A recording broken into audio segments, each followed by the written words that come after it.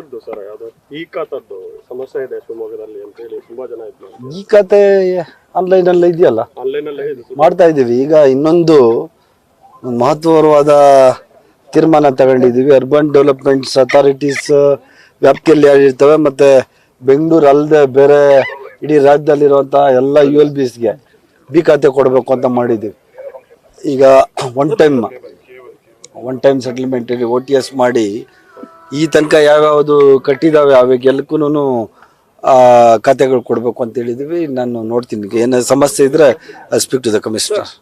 ಸಮಾವೇಶ ಹಾಸನದಲ್ಲಿ ನಡೀಬೇಕು ಅನ್ನೋ ತರದಲ್ಲಿ ರೀ, ಇದು KPCC ಮತ್ತೆ ರಾಜ್ಯದ ಹಿಂದುಳಿದ ವರ್ಗಗಳ ಒಕ್ಕೂಟದಿಂದ ಎರಡೂ ಜಂಟಿಯಾಗಿ it's A Congress Pradesh, Congress committee, Karnataka Congress ಪ್ರದೇಶ ಅವರಿಂದ ಜೊತೆಯಲ್ಲಿ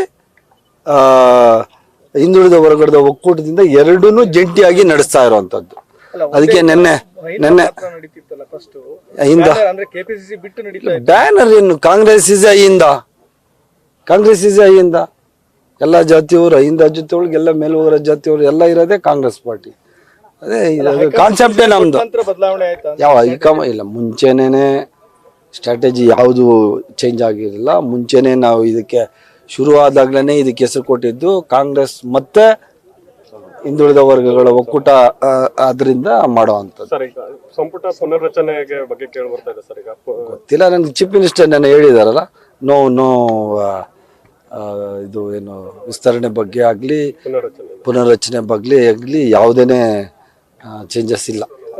ಅಧ್ಯಕ್ಷ ಸ್ಥಾನ ಬದಲಾಗುತ್ತೆ ಗೊತ್ತಿಲ್ಲ, ನನಗೆ ಗೊತ್ತಿಲ್ಲ. ಅದು ಅವರೆಲ್ಲ ದೊಡ್ಡ ಗೊತ್ತಿಲ್ಲ, ಅದೆಲ್ಲ ಹೈಕಮಾಂಡ್ ತೀರ್ಮಾನ ಮಾಡ್ತದೆ. ನನಗೇನ್ ಗೊತ್ತು, I am ordinary minister.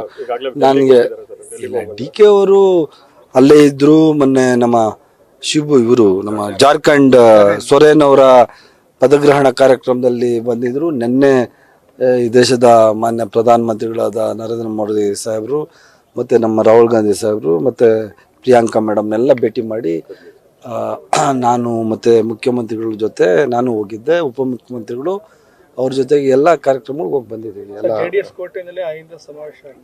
JDS ಕೋಟೆ ಯಾವುದು ಎಲ್ಲೇ ಎಲ್ಲ ಈ ದೇಶದಲ್ಲಿ ಈ ರಾಜ್ಯದಲ್ಲಿ ಏನಾದರೂ ಸಾರ್ವಜನಿಕರಿಗೆ ಜನಗಳಿಗೆ ಒಳ್ಳೇದಾಗಬೇಕು ಅಂದ್ರೆ ಅದು ಕಾಂಗ್ರೆಸ್ ಪಾರ್ಟಿಯಿಂದ.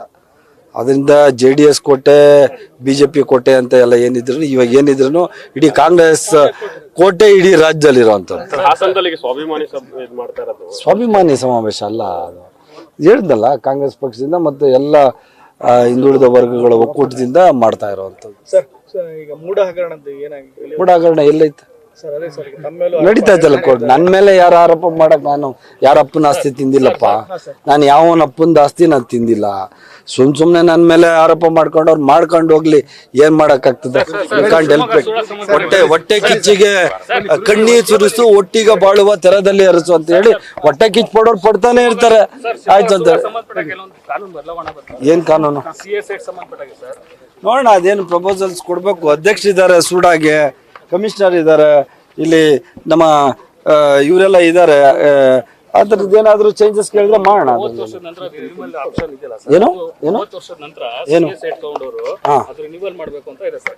ಗೊತ್ತಿಲ್ಲ ನನ್ನ ಬಗ್ಗೆ, ಬಟ್ ಎಲ್ಲ ನೋಡಿ, ಎಲ್ಲ CS ಸೈಟ್ಸ್ ನೀವ್ ಹೇಳೋದು ಸಂಸ್ಥೆಗಳು ಕೊಟ್ಟಿರುವಂತದ್ದು, ಶಿಕ್ಷಣ ಸಂಸ್ಥೆಗಳು ಇದೆಲ್ಲ ಕ್ಯಾಬಿನೆಟ್ಗೆ ಬರಬೇಕು. ಈಗ ರಿನ್ಯೂವಲ್ ಆಗ್ಬೇಕು ಅಂದ್ರೆ ಕ್ಯಾಬಿನೆಟ್ಗೆ ಬರಬೇಕು. ಅಲ್ಲೆಲ್ಲ ಸ್ಥಳೀಯವಾಗಿ ಅವ್ರು ಯಾವ್ದನ್ನು ಡಿಸಿಷನ್ಸ್ ಮಾಡಂಗಿಲ್ಲ. ಯಾವುದೇ ರಿನ್ಯೂವಲ್ ಮಾಡ್ಬೇಕು ಅಂದ್ರೆ ಅದು ಸರ್ಕಾರಕ್ಕೆ ಬರ್ಬೇಕು.